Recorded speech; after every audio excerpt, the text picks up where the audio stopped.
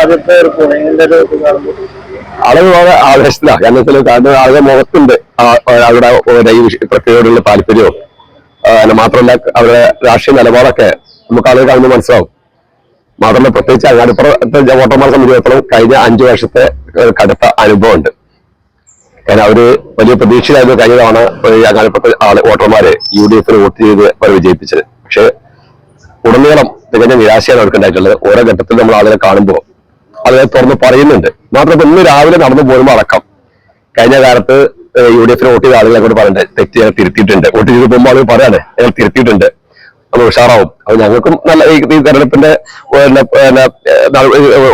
ഉടനീളം ഈ അനുഭവം ഉണ്ടായിട്ടുണ്ട്. ഓരോ സ്ഥലത്ത് ചെല്ലുമ്പോൾ ആളുകൾ പറയും ഞങ്ങളത് തിരുത്തും.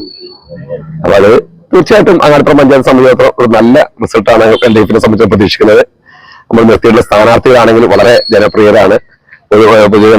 പൊതുസേവന തൽപരമായിട്ടുള്ള ആളുകളെ നോക്കിയിട്ട് അവരെ കമ്മിറ്റിയിലെ സ്ഥാനങ്ങളല്ല നോക്കുന്നത്.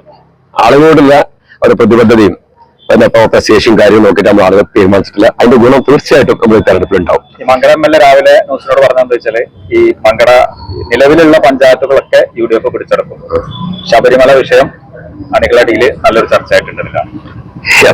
അതിൽ നിന്നുണ്ടല്ലോ അവരുടെ പോരായ്മ. കാരണം അവര് കഴിഞ്ഞ തവണ മങ്കട ഏരിയയില് മണ്ഡലത്തിനകത്തുള്ള ഒരു പഞ്ചായത്ത് വെച്ച് ബാക്കി 6 അവരാണ് ഭരിച്ചിട്ടുള്ളത്. അപ്പൊ അവർക്ക് ശബരിമല കൂട്ടുപിടിച്ചാലും ജയിക്കാൻ കഴിയുന്നത് അത് തന്നെ അവരെ പോരായ്മ കാണിക്കുന്നത്. ശബരിമല വിഷയത്തിൽ എന്താ അവർക്ക് അവകാശപ്പെടുള്ളത്? ഒരിക്കലും സംഭവിക്കാൻ പാടില്ലാത്ത കാര്യം അത്തരത്തില് വിഷയവുമായി ബന്ധപ്പെട്ടുണ്ടായിട്ടുള്ള കാര്യത്തിൽ ആർക്കും തർക്കമല്ല. പക്ഷെ അതിന് ഉത്തരവാദികളായ ആളുകളെ നിയമത്തിന് മുന്നിൽ കൊണ്ടുവരാൻ ആവശ്യമായ നടപടി കൃത്യമായിട്ട് സർക്കാർ ചെയ്യുന്നുണ്ട്. പോലീസിന്റെ ആ പ്രവർത്തനം ആർക്ക് സംശയമുള്ളത്?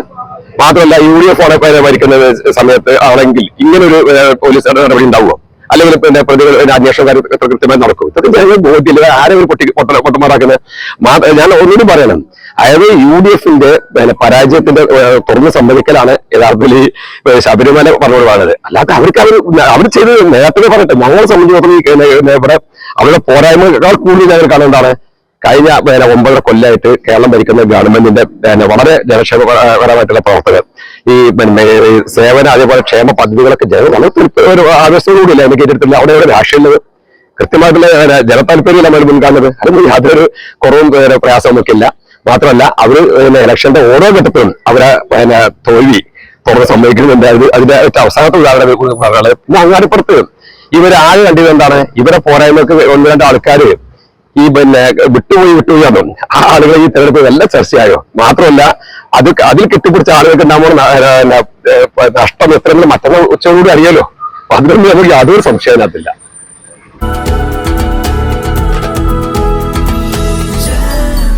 Jam June Hypermarket, exceeding expectations.